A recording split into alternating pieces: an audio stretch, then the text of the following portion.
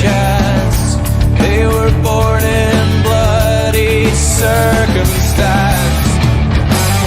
To go, leave me, run like you've never run before.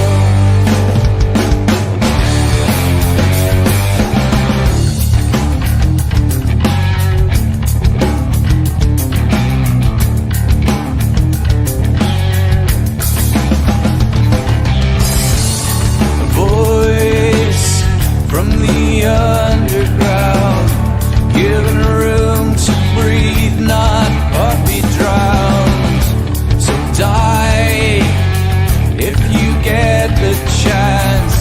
Better men than you've been, let this dance. To go, leave me, run like you've never run before.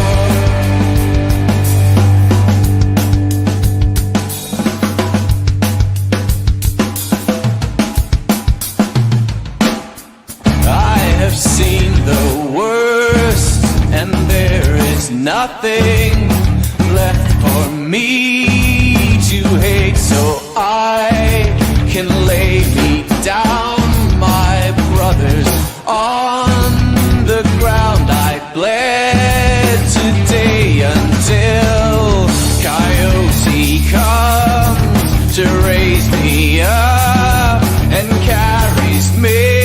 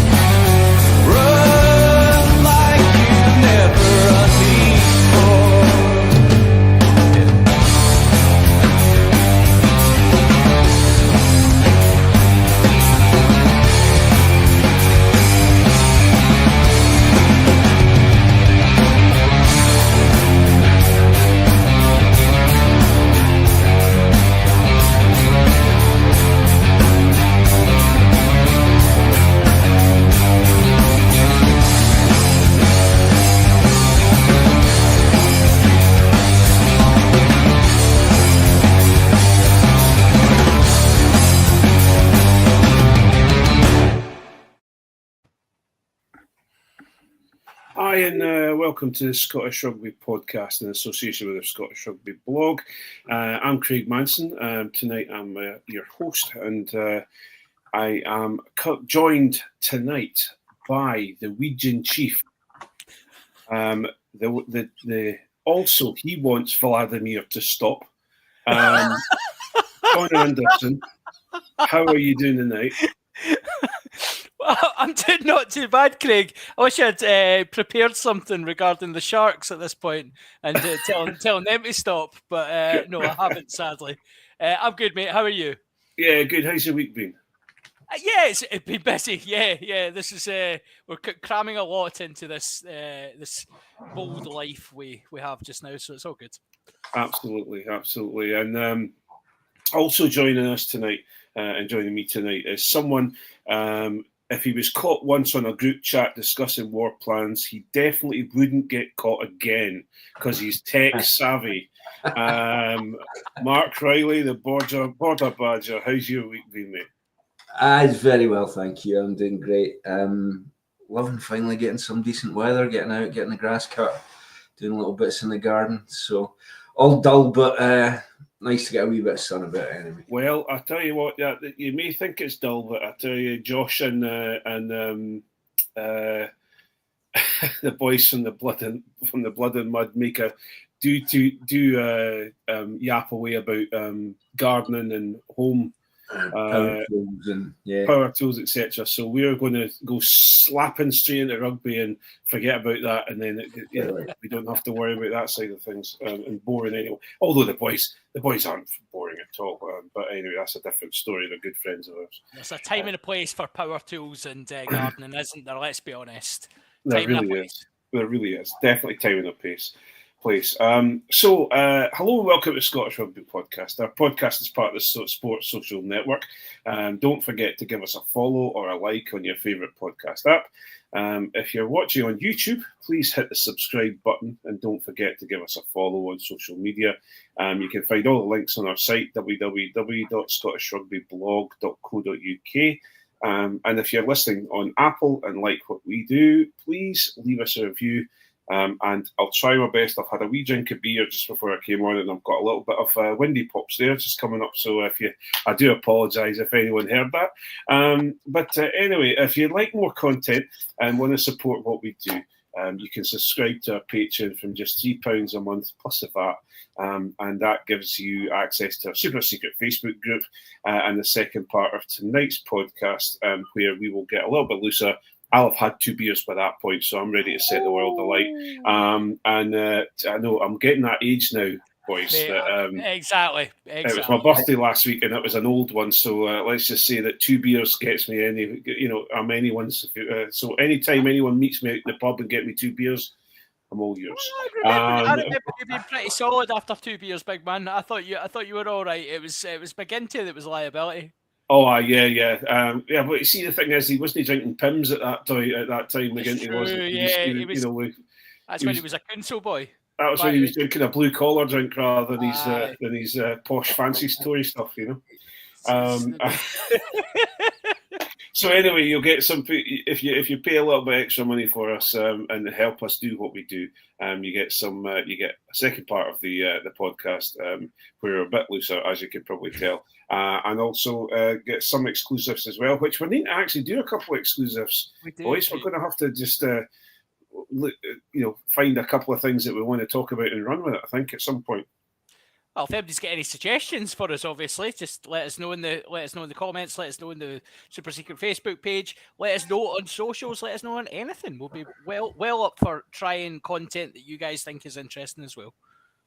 You see, this is the thing, right? I'm here meant to be professional. I write notes and everything, and then then John comes on and just thinks, you know what? Why don't we ask our listeners what they would like to hear? I never thought of that. Again, it's just, he comes on here with his, professionalism and he's good. Anyway, forget about it. You can describe a lot of things about me, Craig, but professionalism is probably not one that will come through here tonight. Let's be honest. So let's get straight into the news. Because it's been a busy week. It's been a busy couple of weeks, actually, when we look at it. We better first, seeing as Mark, we better let John have his day at the moment, seeing as it's been a while since we've had him on. Although he was on a couple of weeks ago. Josh Mackay has decided to extend his stay at Glasgow Warriors, and also they have signed a new second row. Alex Craig is coming up from the Scarlets. Scottish qualified Alex Craig. We'll have to put that in front, do we not now?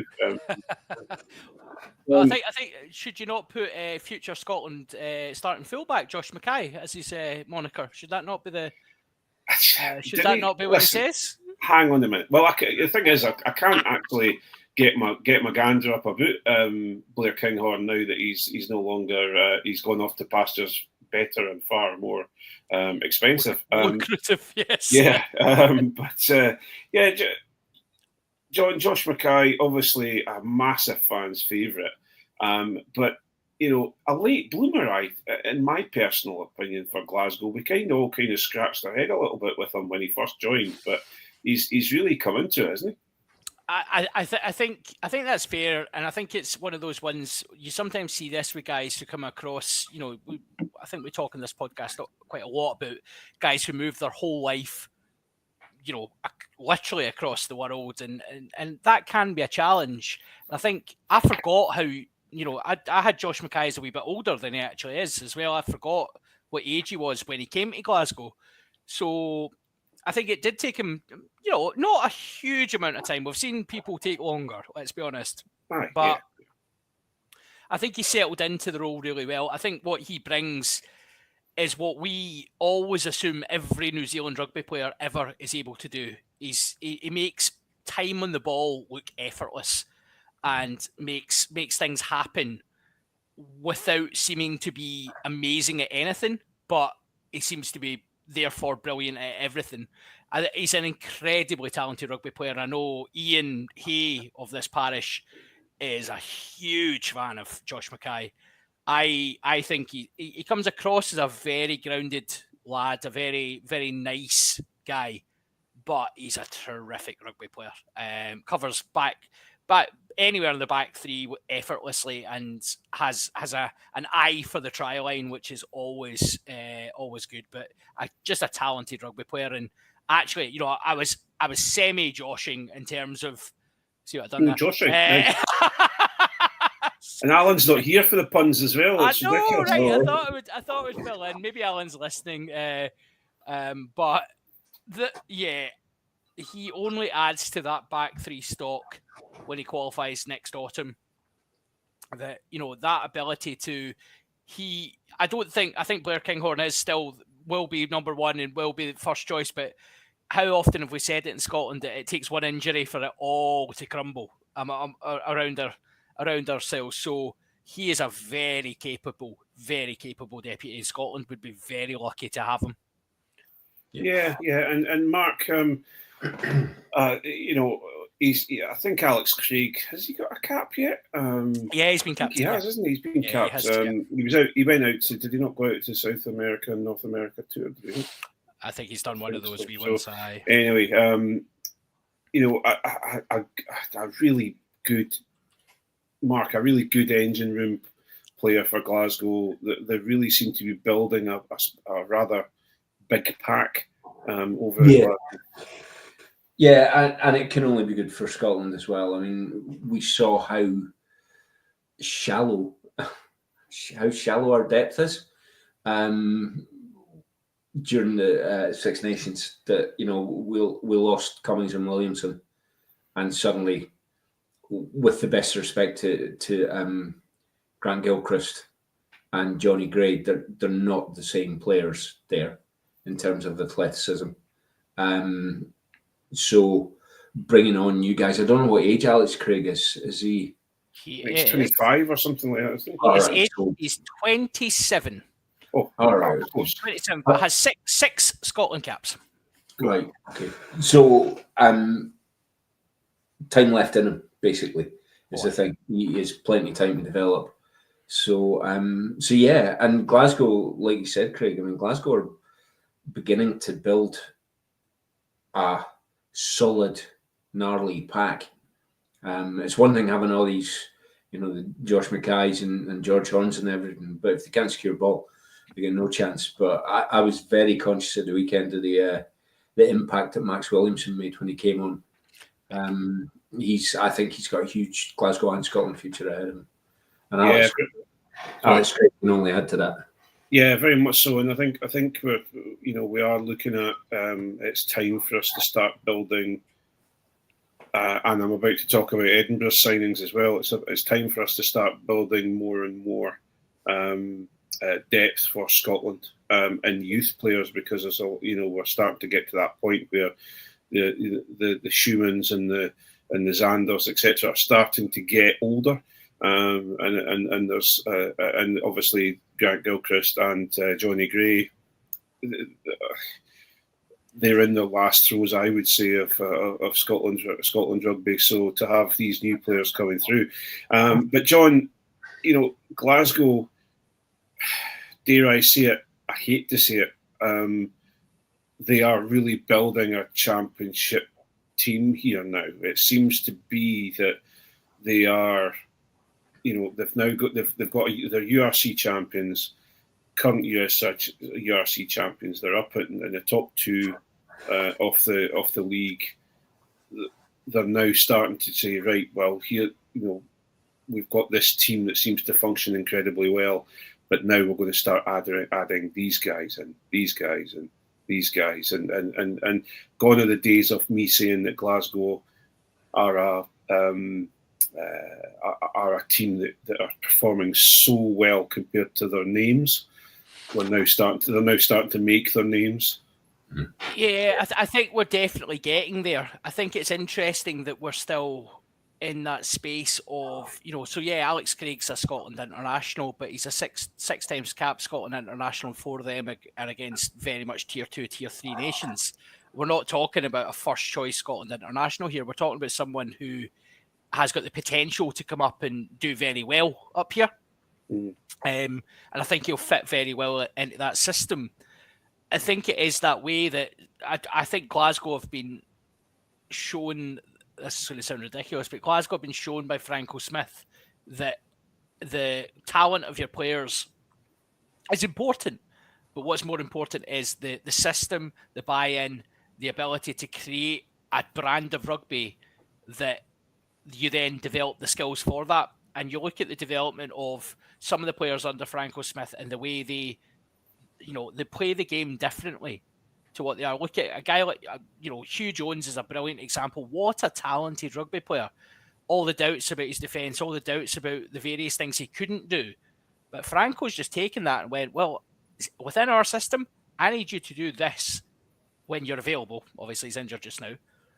And he's concentrated on that and doubled down on it and worked in his partnership. That is that team building aspect, his partnership with Tuipulotu. If you had said 3 years ago Hugh Jones might be a starting Lion, you would go, "Oh, okay, I'll have what you're smoking, please." and yet here we are. Franco Smith has created this environment where players are just bought into the system, and it's not necessarily about these big names. I agree, players are now bigger names than what they were, but we're still not signing those huge Scotland internationals or even huge other internationals from across the world. This is very much a sum of its parts is greater than the individuals. Yeah, and I think Mark, it's certainly something that Edinburgh could take a leaf out of a certain Glasgow book on that side of things. They seem to have the names, but they don't seem to have the system. Absolutely. I mean, how often? I know we've said it. I've said it on socials, and I've seen other people say it on socials.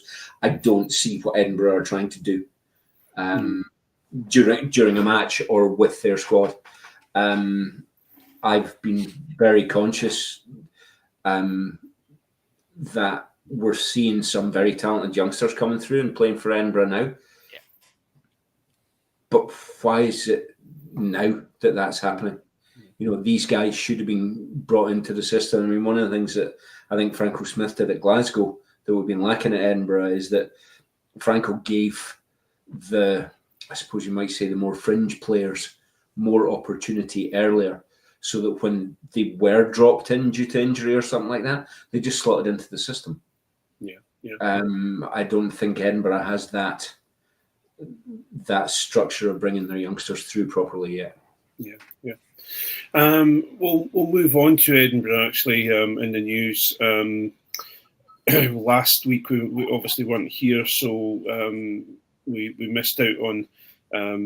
We've signed a fullback for an extension as well. A couple of years we're going to have the pleasure of keeping Wes Hewson within, who, again, funnily enough, I'm going to sound like I've just been talking 10 minutes ago, Mark, a player who really didn't seem to be at home when he first joined Edinburgh, seemed to really struggle with the mixture from going from grass to plastic, picked up a couple of injuries early on. We didn't see a lot of him, but he's thoroughly a fan favourite and has produced the goods, especially because it's kind of been forced on him with a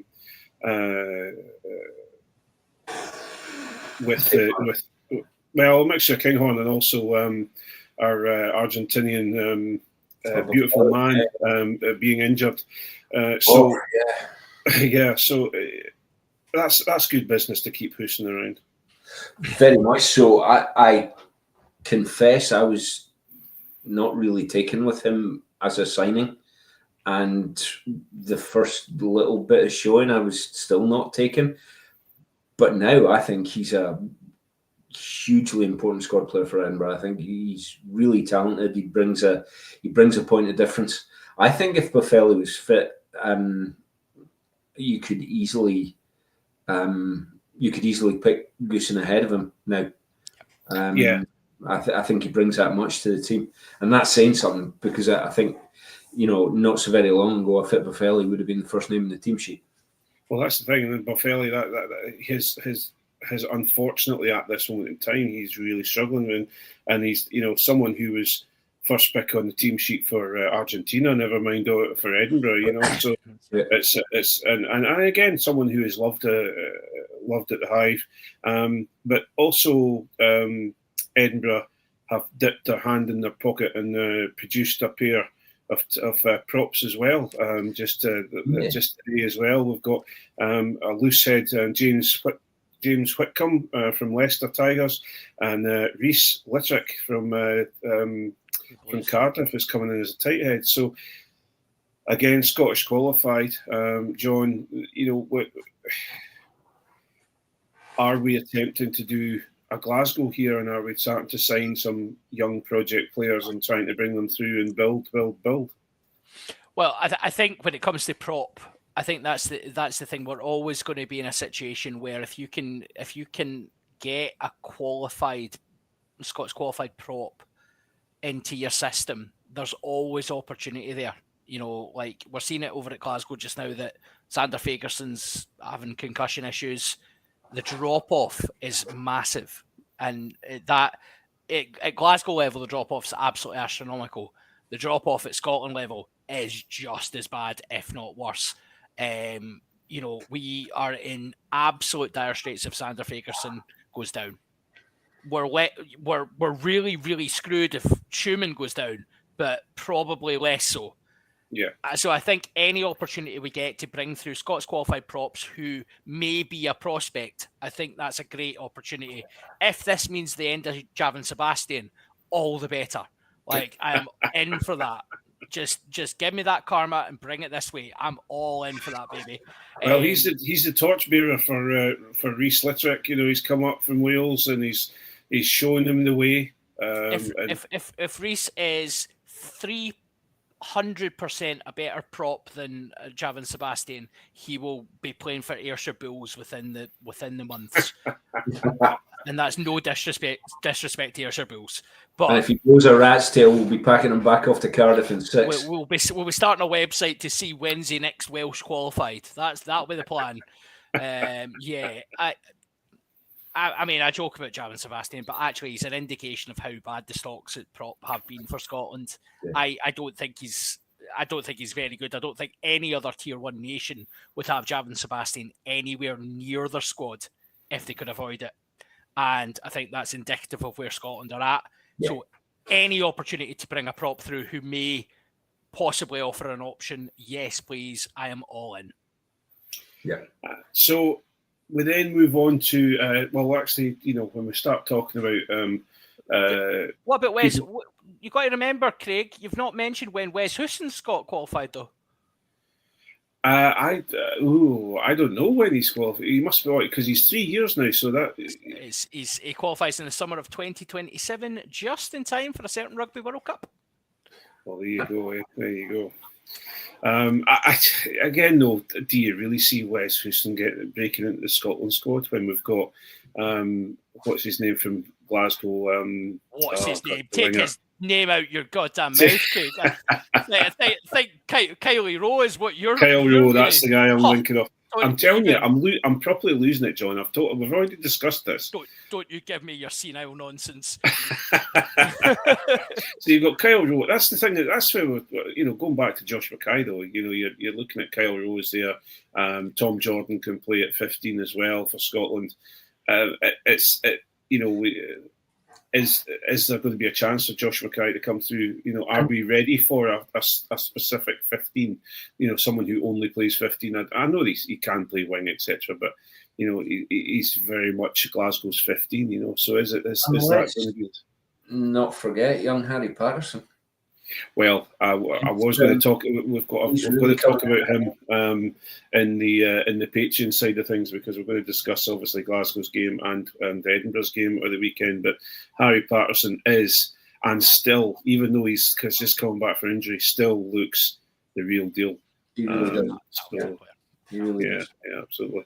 So, talking about the real deal, doom and gloom and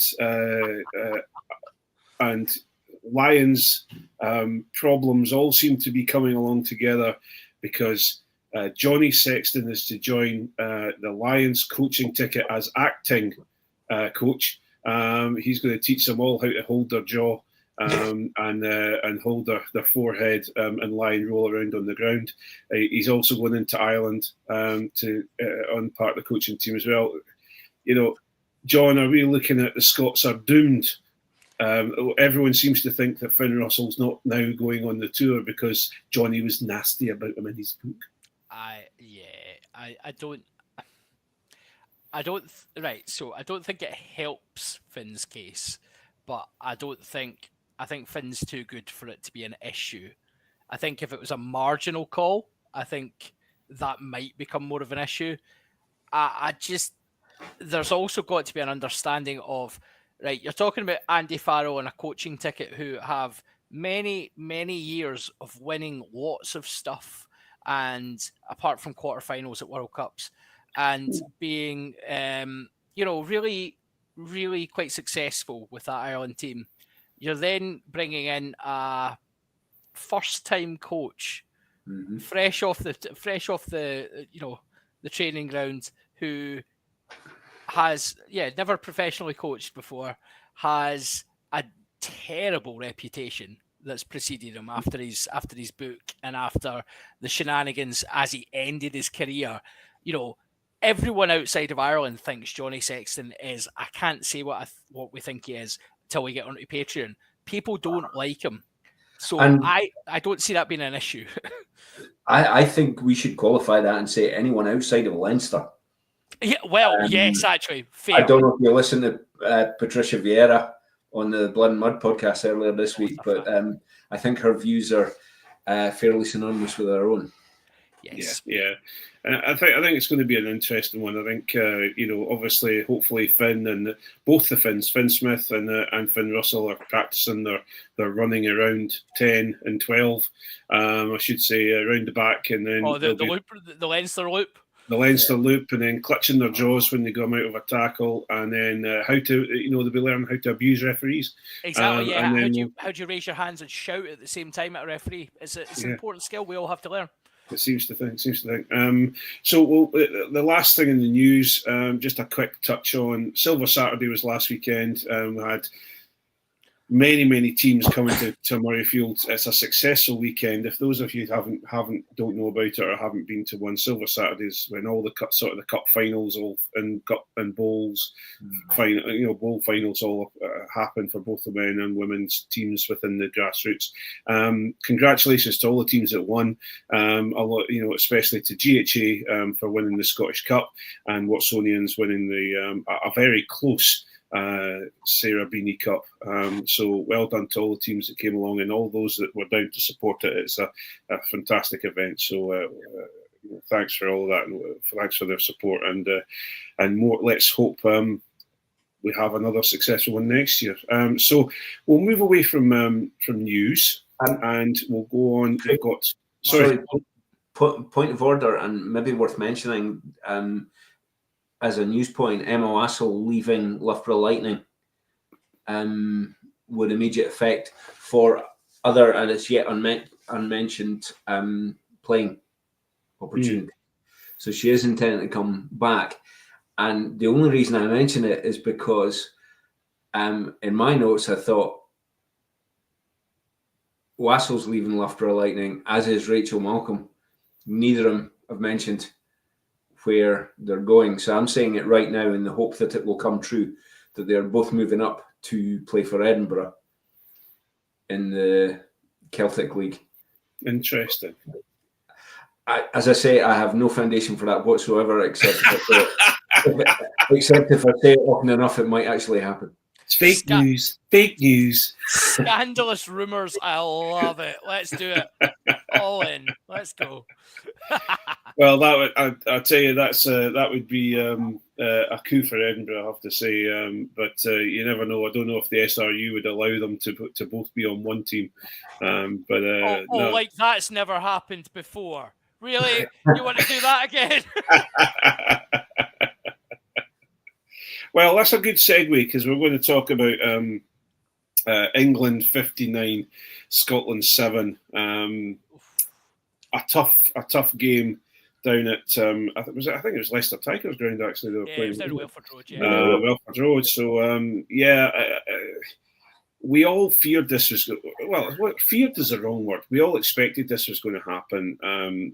England were driving the proverbial road roller, and Scotland were the rabbits caught in the headlights. But England were dominant. I get a little bit hacked off with the English press and the English podcasters say, even on the news, it was England smashed Scotland, and and it's like, well, yeah, yippee. That's like watching a UFC fighter take on a 14-year-old boy who likes to scrap at the back of the school. I find it difficult when they use words etc. like that. But yeah, England dominant.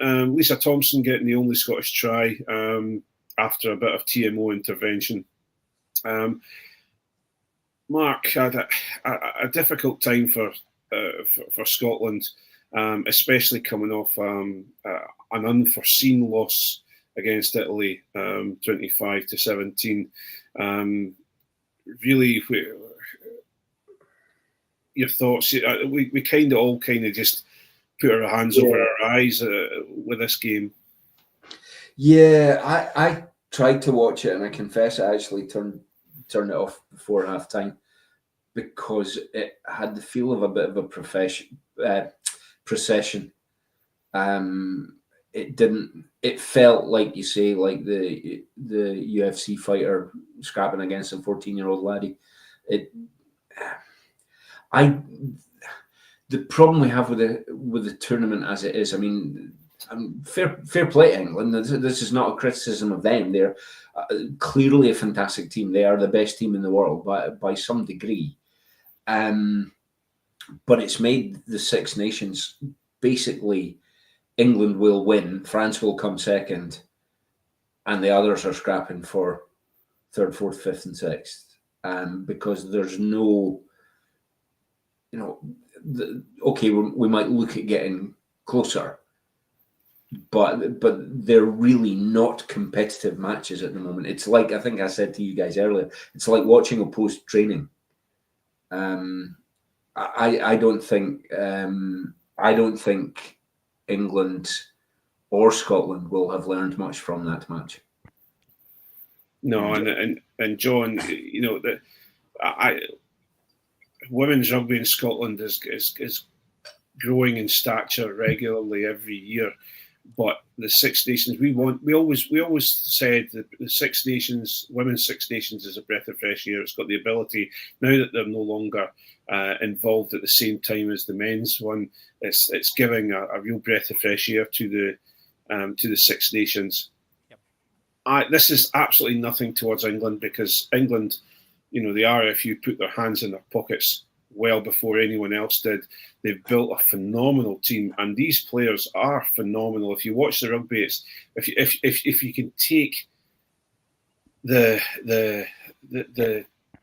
how can I put it, the distraught, that if you can take out the hating watching England win out of it, and you actually watch the rugby, England are absolutely phenomenal. Yeah. But John, they really. It's getting to a point where it could turn off a few fans. Yeah, I mean, I think that's the problem. You've got a growing sport, and there's nothing worse for growth than taking a pasting. We've seen it in the men's game a number of times where there's been all these false dawns, and you think you're making progress, and then you take a bit of a kick in or you take a bit of a pasting, and all of a sudden attendances are down and people turn away. And that's just the nature of a sport that is, it's new to people. And believe it or not everybody is cut out to be the long-suffering, masochistic idiots that we are, and that's not a criticism. That is actually a kudos to you people. You are clearly more in touch with what makes you happy in life and save your mental health compared to us lunatics who have savoured this for many, many years. So I think we've got a twofold thing. I think the press coverage that you rightly indicated doesn't help. I think it can influence people to think it's more of an issue than it actually is. England will do this to teams. England will smash teams. They have that ability. And I actually don't find it hard to actually like the Red Roses. I think they're a tremendous rugby team. And I love watching them. Did I like watching them lose the World Cup final? Of course I did, right? But And Portia Woodman's coming back to make. oh yes, Yeah. just in time. Let's Just go, at the baby. right time, yeah. Let's go. But they're a great side to watch. They're very you've got to respect the quality of that team, and they are lovely, lovely girls as well. Let's it's not like the men's game where you're watching that team, a decent team going, yeah, but they're all horrible people. They're lovely, right? But I just don't. I think it could put people off. I think you've still got that element of you have to be realistic with where Scotland are, and I think that's why places like what we're talking about right now is so important to remind people actually the progress that's been made doesn't end with a 57-point defeat or a 50-point defeat to England. Of course it doesn't. There's huge progress being made. It's just England are progressing as well, and they are bloody good. Well, it's sorry. When you go, Mark. The try that we scored is the first try we've scored against England in 2 years. There you go. That in itself should be a good thing, irrespective of the BBC text Slant person and the people for being happy about that. I was raging about that actually, and again, it goes back to your comments about the press. Craig saying they've been hammered. Oh, there's people in the crowd celebrating that try like they've just won the game. No, they're celebrating because it is actually significant in the context of things. I think it is. Yeah, I think we're at the stage where we have to take the small victories against England because they are, and I'm not saying it's not like I'm saying they are a massive advantage, and it's not. Yeah. It's got nothing to do with you think they're cheating or you think they're this or that, the other. No. They have put the money into the game. They have produced. They've got a fantastic domestic league, and they've got some phenomenal players. They've kept all their players within their domestic league, and it's producing just some immense players for England. And but the only issue we have is we keep saying to ourselves, but England will drop off at some point, and we'll catch them up, and Ireland will catch them up, and Wales will catch them up. But there's not a lot. It's not looking like it for a little while. Well, I mean, empires fall, but it takes a while sometimes. Yeah, you guys know I worked down south for many years, and particularly during Calcutta Cup week, I get pings from pals from down in Londonshire, right? And the point that I'm always making to them is that in theory, talking about the men's game now, in theory, we should simply never ever beat England. Yeah. When you look at the money in their game and the professional players, even the non-professional players, the players coming through their player base, their population base, we should simply never be able to beat them. Yeah, fact. But because we've developed at comparatively similar rates, we can hang on if we've got a good string of players. The women's game has brought all of that player base and money injection into stark focus. Yeah. In theory, we should simply never beat them. But then on the other side of things, the sharp focus, we also are realising if you look at the standard of Scottish rugby nowadays, Scottish women's rugby anyway, their standard has, quadrupled. Oh, yeah. In the last 2 years, ever since they went, they went professional. So, in fact, we're now at this situation where even like the game against Italy, Italy are a very decent side.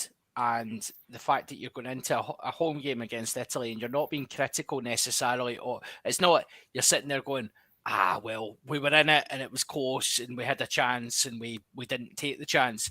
You're actually starting to be hypercritical of the system. You're hypercritical of the players in terms of what they're doing, individual mistakes, systemic mistakes. those things we're now at that point. I think we talked about this just at the World when we qualified for the World Cup a few years ago. We talked about that being a huge quantum shift for Scotland in terms of the women's game. So I think we're making progress, but now we're at that uncomfortable place. It's almost those the adolescent years of professionalism. We're obviously not there in Scotland's case, but you're at that place where you've got talented players, talented individuals, but do you have the systems and the coaching around them to actually make them successful? I don't think we do yet. Yeah. Well, on that, we will call it a night on the free to air, and we're going to head over to our Patreon side of things. If you still want to get involved, or you want to support what we do, or you want to listen to the other half of the podcast, please do go to www.scottishrugbypodcast.com. I think, am I right in saying something like that? Anyway, and then you'll be able to find a link for the Patreon, and for £3 a month plus of that, you can get involved and you can listen to more content. A quick last minute shout out to someone who's a major part of Scottish rugby, especially in the Kingdom of Fife and surrounding areas, Perthshire, etc. Graham Smudge Smith is running the London Marathon this weekend for the NSPCC, I think it is. So good luck to Smudge. Fantastic event. He's a great guy, and there's life in the old prop yet, that's for sure. Being able to go and have a run around. He's to have a run around London and a bit of sightseeing. I don't think there'll be any sightseeing, but anyway, he's going to give props a bad name, Craig. What I know, absolutely, absolutely. Going up before it with a hamstring injury and kidding on you can't take part. That's Or at least if he's going to run around London, at least stop for a couple of pints at a couple of boozers. Exactly, a bottle of Mad Dog or something on your route. So it only means it's just all I've got to do now is thank both Mark Shiley and John Anderson for joining us tonight, and thanks for coming along, lads, and helping us discuss this week in rugby. And from me, so from them, good night, I guess, and from me, good night, and thanks very much for tuning in. Cheers, folks. Goodbye, guys.